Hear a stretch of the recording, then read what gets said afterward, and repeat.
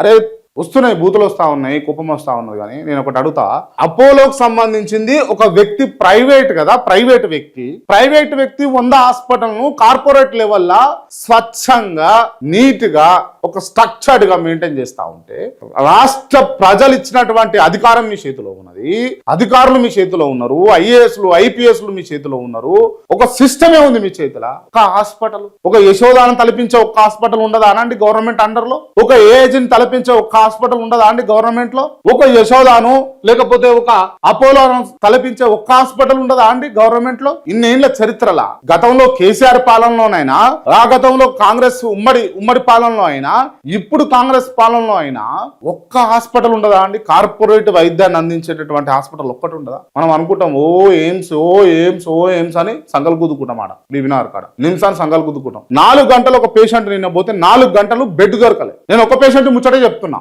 యశోదాకు తీసుకొని పోతే 5 నిమిషాలలో బెడ్ రెడీ కూడా 5 నిమిషాలు కూడా పట్టదు, డైరెక్ట్ తీసుకొని పోయి బెడ్లు వేసేస్తారు. అర్థమైతా ఉందా? స్ట్రక్చర్ లేదు, మన్ను లేదు, మసానం లేదు. మీరేమో 100 హాస్పిటల్ ఈ ప్రైవేట్ లో ఓపెన్ చేసుకొని గవర్నమెంట్ హాస్పిటల్లో మా బడుగులు, బలహీనులు, పేదలు, నిరుపేదలు, కటిక పేదరికంలో ఉన్న వాళ్ళు చచ్చిపోతారు.